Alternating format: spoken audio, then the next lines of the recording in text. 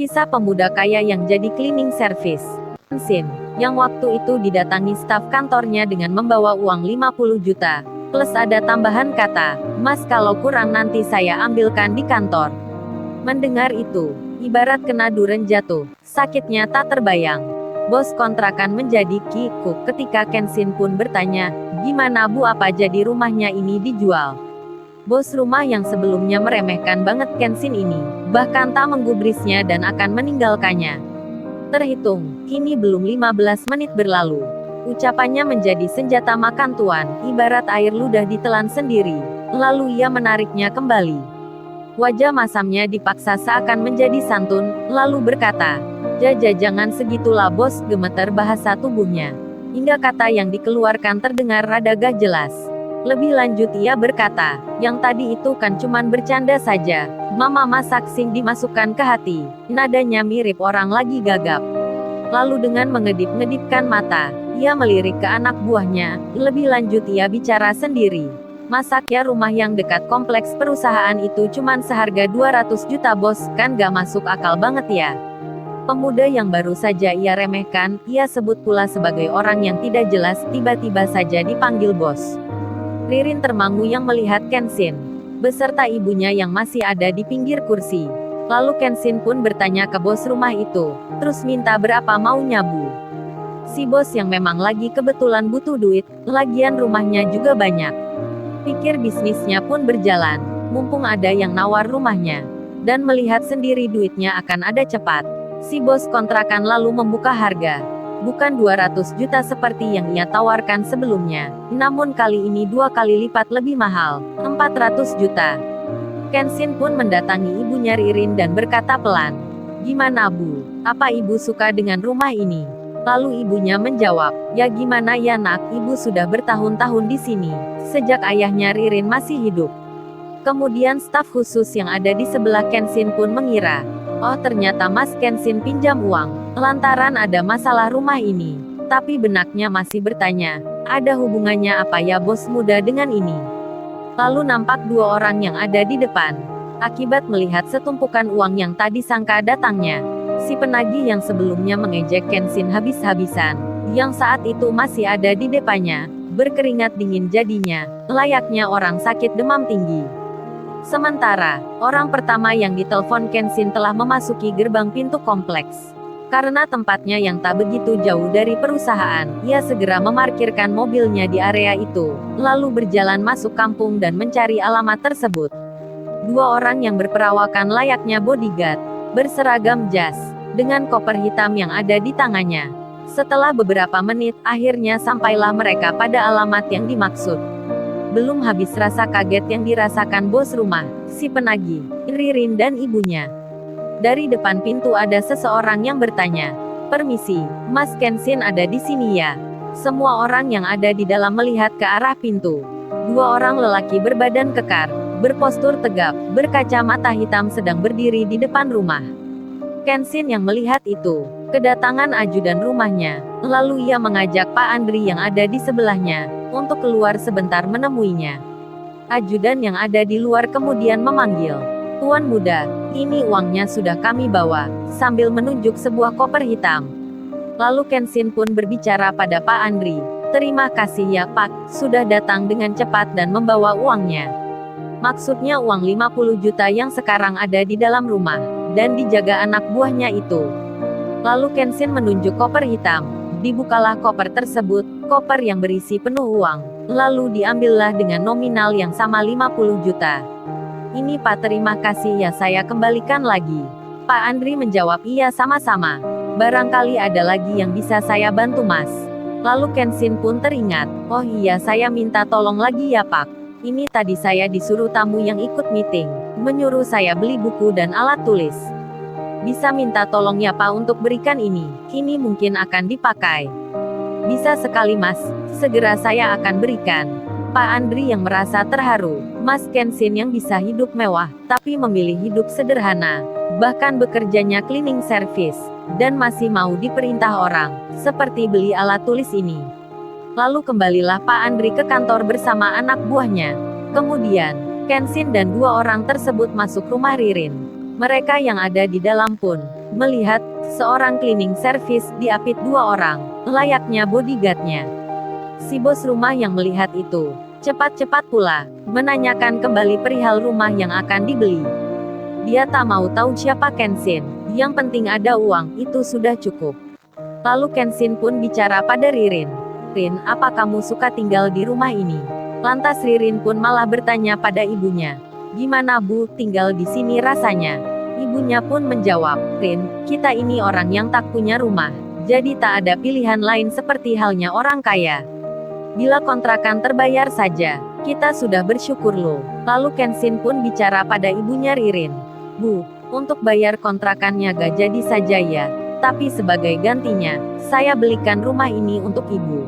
Mendengar Kenshin yang akan membelikan rumah ini untuk ibunya, membuat Ririn yang ada di samping pintu kamar menjadi tersentuh, hingga ia meneteskan air mata.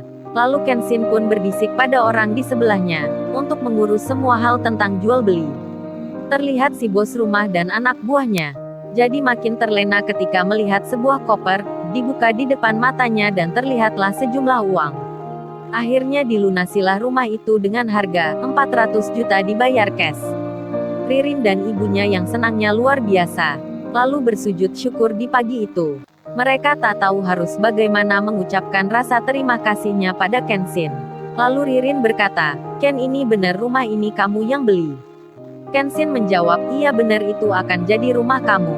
Lalu Ririn bertanya lagi, gimana nih caranya aku bayarnya nanti? Apa dicicil ya? Kenshin pun menjawab, apanya yang dicicil? Itu rumah kamu. Kenshin sambil melihat jam dinding. Lalu ia berjalan menghampiri dan berbisik pada salah satu ajudan rumahnya. Pak, jika ditanya jangan beritahu tentang saya. Dan tolong diurus juga jual beli ini sampai tuntas ya. Saya tinggal kerja dulu. Ajudannya menjawab, siap tuan muda. Kemudian Kenshin pun pamit pada Ririn dan ibunya.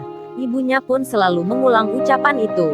Udah Bu, sudah gak napa lupain saja, jawab Kenshin. Lalu Ririn bertanya pada Kenshin. Ken, kamu itu sebenarnya siapa sih ya? Kok ada banyak orang penting yang bisa kamu perintah? Kenshin menjawab, seperti yang kamu lihat, aku hanyalah seorang cleaning service yang bergaji 1,2 juta per bulan. Emang ada apa sih? Kemudian Ririn mau bertanya lagi, namun segera dihentikan Kenshin. Dan Kenshin pun bertanya padanya, Rin, jika kamu ingin membalas rumah itu, aku hanya ingin tahu. Aku hanya ingin tahu. Ririn dak-dikduk Kenshin mau berucap apa ini? Rin, aku hanya ingin tahu di sini beli coklat di mana ya? Aku disuruh staf tadi. Ririn memukul dada Kenshin dengan pelan. Kaget aku Ken, tak kira kamu mau bicara apa tadi. Serius nih Rin, aku mau beli coklat. Lalu ditunjukkanlah oleh Ririn toko yang menjual coklat ada di sebelah kampung. Dan Kenshin pun meninggalkannya dengan perlahan. Ririn yang bahagia begitu pun dengan ibunya. Di pagi yang tak disangka sebelumnya, mereka akhirnya mempunyai rumah sendiri. Seorang pemuda bernama Kenshin, yang pertama menjadi pembeli di tokonya, membawa kembali semangat hidup bagi Ririn dan ibunya. Ken, terima kasih ya, ucap Ririn. Pandangannya melihat Kenshin yang berjalan perlahan, diiringi desisan angin, hingga akhirnya ia tak terlihat. Kenshin akhirnya menemukan sebuah toko di kampung sebelah yang menjual coklat. Setelah membelinya, ia pun balik ke kantornya tepat jam 10:30 di pertengahan siang dan pagi itu. Sementara, buku dan alat tulis yang sudah diberikan terlebih dulu oleh Pak Andri tentulah tidak mengalami masalah. Waktu itu, di ruang meeting, maaf Bu, ini buku dan alat tulisnya, mungkin ini telat diberikan. Vika, nama yang dimaksud. Loh Pak, kok saya jadi repotin gini? Bukannya saya tadi menyuruh cleaning service ya? Pak Andri menjawab, iya, masnya lagi ada perlu, ini saya yang dititipi Bu. Dan tanpa bicara panjang Pak Andri pamit. Saya balik lagi ya Bu. Makasih ya Pak, jawab Sika. Lebih lanjut, ia berbisik, aneh banget ya, atasan kok dititipi bawahan. Kenshin yang sudah tiba di kantor, menunggu di teras depan, tempat acara meeting. Setelah beberapa menit tepat jam 11:15, terlihat meeting di sesi pertama nampak akan berakhir. Rena yang di meja kanan terlihat bersiap merapikan berkas. Begitupun dengan Kauri, dan tamu-tamu undangan termasuk staf wanita yang nitip coklat pada Kenshin. Terlihat pintu dibuka. Salah seorang staf lelaki keluar. Kenshin yang merasa meeting sudah berakhir, akhirnya masuk dengan membawa pesanannya. Ketika masuk nampaklah Kaori yang melihatnya, begitupun dengan Rena, sedang staf tamu lain tak begitu memandangnya. Akhirnya Kenshin menemukan wanita yang pesan pagi itu. Kenshin pun menghampirinya, sambil tersenyum, lalu ia mengeluarkan sebatang coklat dari balik sakunya, lalu memberikannya pada wanita itu.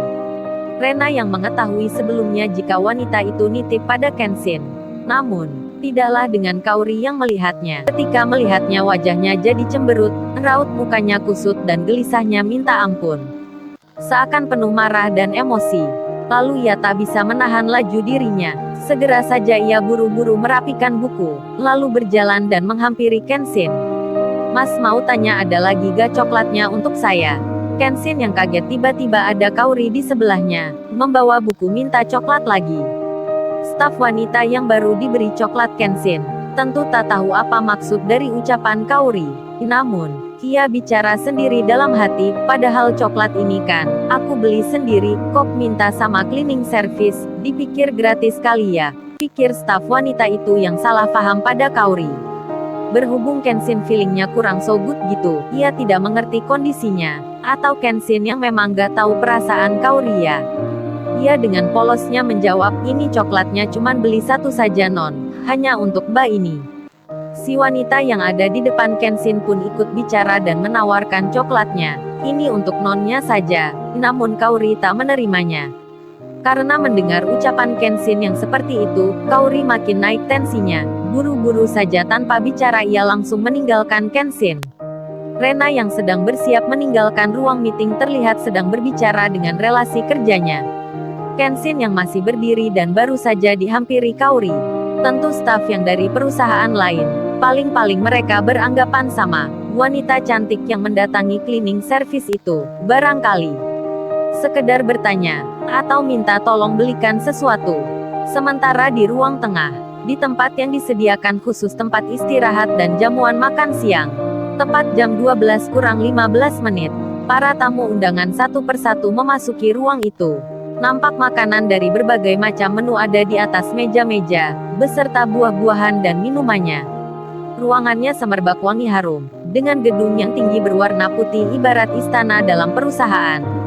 Di samping depan nampak berhias kaca hitam yang tak bisa dilihat dari luar.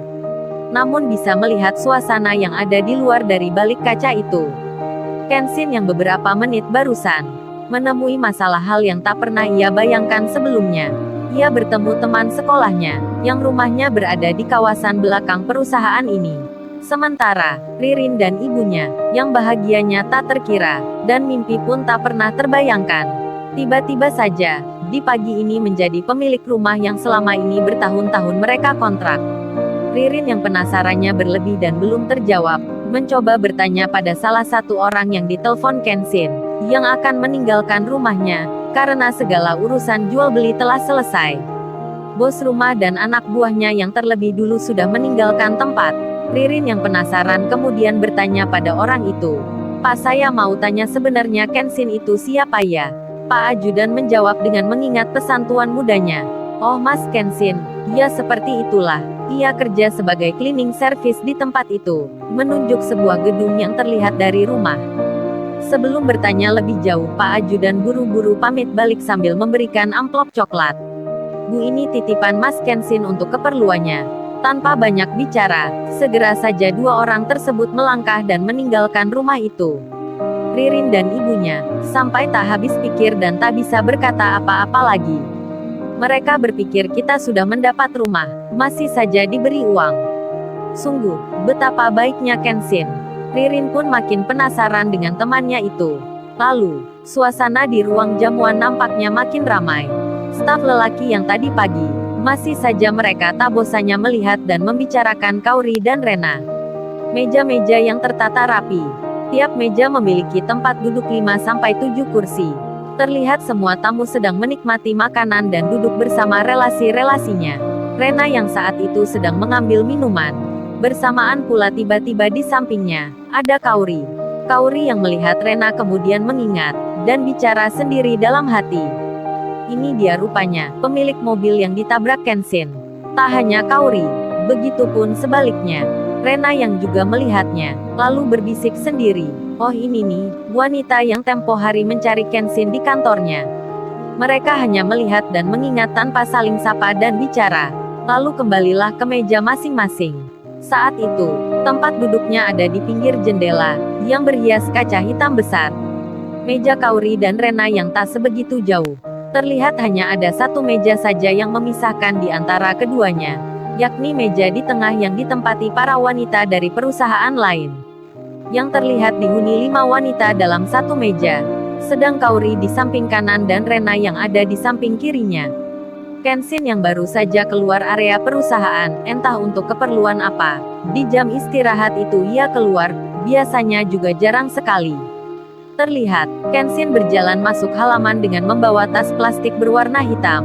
Lalu duduklah ia di teras, yang di atasnya ada pohon rindang, yang terlihat serasa sejuk jika ada di bawahnya. Kenshin, yang telah duduk terlihat sedang membuka sebuah kertas, yang berwarna coklat. Setelah dibuka, rupanya itu adalah nasi bungkus. Ternyata ia keluar untuk membeli nasi itu. Kenshin yang tak menyadari, jika di tempat saat ini dia berada, ternyata tempatnya lurus menghadap ruang jamuan makan siang. Ia tak menyadari karena kaca hitam itu tak memperlihatkan tentang aktivitas yang ada di dalamnya. Namun hal sebaliknya, orang yang ada di dalamnya bisa melihat apapun yang ada di luarnya. Termasuk Kaori. Saat itu ia melihat Kenshin sedang duduk di teras, sambil membuka nasi bungkus dan memakannya. Ia terus melihat Kenshin yang makan dengan seadanya. Padahal jika mau, Kenshin bisa datang ke jamuan makan ini. Atau tinggal minta saja, lalu diantar. Namun pastinya Kenshin selalu menolak tawaran-tawaran itu. Hingga terbiasalah semua pegawai yang mengetahui tentang Kenshin, dia tak akan mau jika diberi hal yang seperti itu. Termasuk Kaori yang juga mengetahuinya. Kaori yang masih melihat Kenshin, jadi makin terenyuh, saat melihatnya minum es teh bungkusan. Pingin rasanya mengirim minuman ini ke tempatnya, bisiknya. Hal yang tak terduga pun, ternyata, Rena pun diam-diam juga melihat Kenshin. Namun suasana itu segera melebur. Tatkala staf yang dihuni 5 wanita yang ada di tengah ternyata pula juga sedang melihat Kenshin, lalu salah satu dari mereka terlihat membicarakannya. Coba lihat itu deh, cleaning service yang duduk di teras itu, lumayan cakep juga ya. Tapi kok jadi cleaning service ya? Mereka tak tahu dengan orang yang ada di samping dan kiri mereka, maksudnya Kaori dan Rena. Lebih lanjut mereka semua melihat Kenshin dengan seksama, lalu semuanya berkata, iya cakep juga nih, kenapa ya kerjanya jadi cleaning service gitu? Coba kenalan aja lo Sally yang dimaksud temanya berkata.